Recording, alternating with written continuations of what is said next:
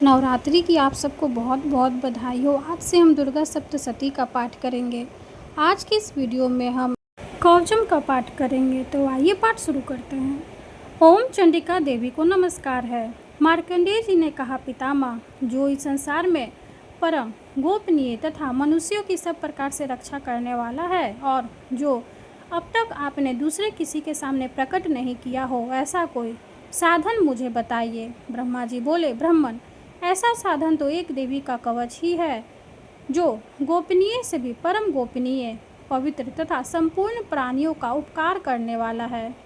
महामुने, उसे श्रवण करो। देवी की 9 मूर्तियां हैं, जिन्हें 9 दुर्गा कहते हैं। उनके पृथक पृथक नाम बतलाए जाते हैं। प्रथम नाम शैलपुत्री है, दूसरी मूर्ति का नाम ब्रह्मचारिणी, तीसरा स्वरूप चंद्रघंटा के नाम से जाना जाता है, चौथी मूर्ति को कुष्मांडा कहते हैं, पांचवी दुर्गा का नाम स्कंद माता है, देवी के छठे रूप को कात्यायनी कहते हैं, सातवां कालरात्रि और आठवां स्वरूप महागौरी के नाम से प्रसिद्ध है, नौवीं दुर्गा का नाम सिद्धिदात्री है। यह सब नाम सर्वज्ञ वेद भगवान के द्वारा ही प्रतिपादित हुए हैं। जो मनुष्य अग्नि में जल रहा हो, रणभूमि में शत्रुओं से घिर गया हो, विषम संकट में फंस गया हो तथा इस प्रकार भय से आतुर होकर जो भगवती दुर्गा की शरण में प्राप्त हुए हों, उनका कभी कोई अमंगल नहीं होता। युद्ध के समय संकट में पड़ने पर भी उनके ऊपर कोई विपत्ति नहीं दिखाई देती।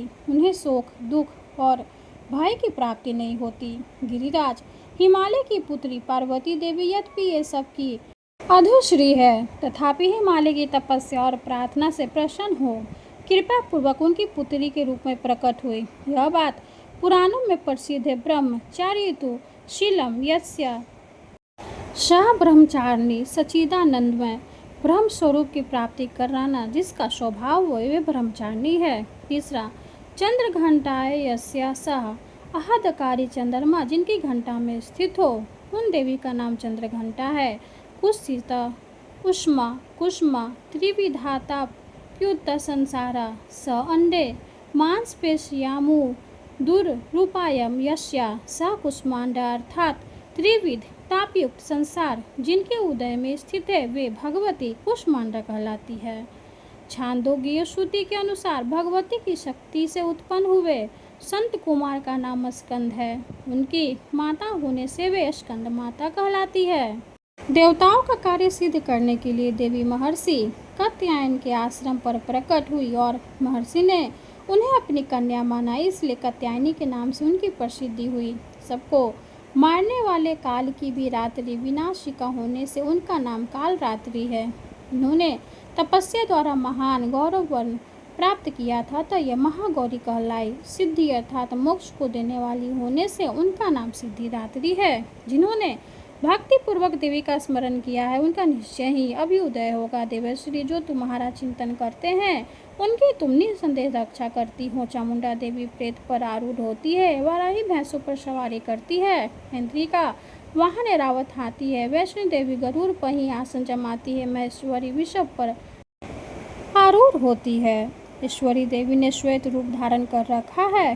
ब्राह्मी देवी हंस पर बैठी हुई और सब प्रकार के आभूषणों से विभूषित है। इस प्रकार ये सभी माताएं सब प्रकार की योग शक्तियों से संपन्न है। इनके सिवा और भी बहुत सी देवियां हैं जो अनेक प्रकार के आभूषणों की शोभा से युक्त तथा नाना प्रकार के रत्नों से सुशोभित है। ये संपूर्ण देवियां क्रोध में भरी हुई है और भक्तों की रक्षा के लिए रथ पर बैठी दिखाई देती है। ये शंख, चक्र, गदा, शक्ति, हल और मुसल, खेटक और तोमर, परशु तथा पास, कुंत और त्रिशूल एवं उत्तम शंख, धनुष आदि अस्त्र शस्त्र अपने हाथों में धारण करती है। दैत्यों के शरीर का नाश करना, भक्तों को अभयदान देना और देवताओं का कल्याण करना, यही उनके शस्त्र धारण का उद्देश्य है। कवच कवच आरंभ करने से पहले इस प्रकार प्रार्थना करनी चाहिए। महान रौद्र रूप, अत्यंत घोर पराक्रम में, महान बल और महान उत्साह वाली देवी, तुम महान भय का नाश करने वाली हो, तुम्हें नमस्कार है। तुम्हारी और देखना भी कठिन है। शत्रुओं का भय बढ़ाने वाले जगदम्बिके, मेरी रक्षा करो। पूर्व दिशा में इंद्र शक्ति, मेरी रक्षा करो। अग्निकोण में अग्नि शक्ति, दक्षिण दिशा में वाराही तथा नेत्र कोश में खग धारनी मेरी रक्षा करो। पश्चिम दिशा में वारुणी और वायव्य कोण में मृग पर सवारी करने वाली देवी मेरी रक्षा करो। उत्तर दिशा में कौमारी और ईशान कोण में शूलधारिणी देवी रक्षा करो। ब्रह्मा ने तुम ऊपर की ओर से मेरी रक्षा और वैष्णवी देवी नीचे की ओर से मेरी रक्षा करो। इस प्रकार शव को अपना वाहन बनाने वाले चामुंडा देवी दसों दिशाओं में मेरी रक्षा करो। जया आगे से और विजया पीछे की ओर से मेरी रक्षा करो। वाम भाग में अजिता और दक्षिण भाग में अपराजिता रक्षा करे। उद्योतनी शिखा की रक्षा करे। उमा मेरे मस्तक पर विराजमान होकर रक्षा करे। ललाट में मालाधारी रक्षा करे और यशविनी देवी मेरी भौवे का संरक्षण करे। भौवे के मध्य भाग में त्रिनेत्र और नथुनों की यम घटना देवी रक्षा करे। दोनों नेत्रों के मध्य भाग में शंखनी और कानों में द्वारवासिनी रक्षा करे। कालिका देवी कपोलों की तथा भगवती सांकरी कानों के मूल भाग की रक्षा करे। नासिका में सुगंधा और ऊपर के ओठ में चर्चिका देवी रक्षा करे। नीचे के ओठ में अमृत कला तथा जीभ पर सरस्वती देवी रक्षा करे। कौमारी दांतों की और चंडिका कंठ प्रदेश की रक्षा करे। चित्रघंटा गले की घाटी की और महामाया तालू में रहकर रक्षा करे। कामाक्षी ढोरी की और सर्वमंगलम मेरी वाणी की रक्षा करे। भद्रकाली गीवा में और धनुधरी पृष्ठवंश मेरुदंड में रहकर रक्षा करे। कंठ के बाहरी भाग में नीलगिरवा और कंठ के नली में नलकुंबरी रक्षा करे। दोनों कंधों में खगनिनी और मेरी दोनों भुजाओं की व्रजधारिणी रक्षा करे। दोनों हाथों में दंडिनी और अंगुलियों में अंबिका रक्षा करे। शूलेश्वरी नखों की रक्षा करे। कुलेश्वरी कुष्ठी पेट में रहकर रक्षा करे। महादेवी दोनों स्तनों की और शोक विनाशिनी देवी मन की रक्षा करे। ललिता हृदय में और शूलधारिणी हृदय में रहकर रक्षा करे। नाभि में कामनी और भूभाग में कुहेश्वरी रक्षा करे। पूतना और कामिका लिंग की और महेश वाहिनी गुद्दा की रक्षा करे। भगवती कटी भाग में और विंध्यवासिनी घुटनों की रक्षा करे। संपूर्ण कामनाओं को देने वाली महाबाला देवी दोनों पिंड नलियों की रक्षा करे। नारसिंही दोनों घुटियों की और तेजस्वी देवी दोनों चरणों के पृष्ठ भाग की रक्षा करे। श्री देवी पैरों के अंगुलियों में और तलनासिनी पैरों के तलू में रहकर रक्षा करे। अपनी दाढ़ी के कारण भयंकर दिखाई देने वाली चंद्रकराली देवी नखों की और ऊर्ध्वकेशिनी देवी केशों की रक्षा करे। रोमा वालियों के छिद्रों में कौबेरी और त्वचा की वागीश्वरी देवी रक्षा करे। पार्वती देवी रक्त मज्जा वसा मांस हड्डी और मेद की रक्षा करे। आंतों की कालरात्रि और पित्त की मुकेटेश्वरी रक्षा करे। मूलाधार आदि कमल कोशों में पद्मावती देवी और कफ में चूड़ामणि देवी स्थित होकर रक्षा करे। नख के तेज की ज्वालामुखी रक्षा करे। जिसका किसी भी अस्त्र से भेदन नहीं हो सकता, वो अभेदा देवी शरीर के समस्त संधियों में रहकर रक्षा करे। ब्रह्मानी आप मेरे वीर्य की रक्षा करे। छत्रेश्वरी छाया की तथा धर्मधारिणी देवी मेरे अहंकार मन और बुद्धि की रक्षा करे। हाथ में वज्र धारण करने वाली वज्रहस्ता देवी मेरे प्राण अपान व्यान उदान और समान वायु की रक्षा करे। कल्याण में शोभित होने वाली भगवती कल्याण शोभना मेरे प्राण की रक्षा करे। रस रूप गंध शब्द और स्पर्श इन विषयों का अनुभव करते समय योगिनी देवी रक्षा करे तथा सत्व गुण रजोगुण और तमोगुण की रक्षा सदा नारायणी देवी करे। वराही देवी जो स्थान कवच में नहीं कहा गया है एतव रक्षा से रहित है, वो सब तुम्हारे द्वारा सुरक्षित हो, क्योंकि तुम विजयशालिनी और पापनाशनी हो। यदि अपने शरीर का भला चाहो तो मनुष्य बिना कवच के कहीं एक पग भी ना जाए। कवच का पाठ करके ही यात्रा करे। कवच के द्वारा सब ओर से सुरक्षित मनुष्य जहाँ जहाँ भी जाता है वहाँ वहाँ उसे धन लाभ होता है तथा संपूर्ण कामनाओं की सिद्धि करने वाली विजय की प्राप्ति होती है।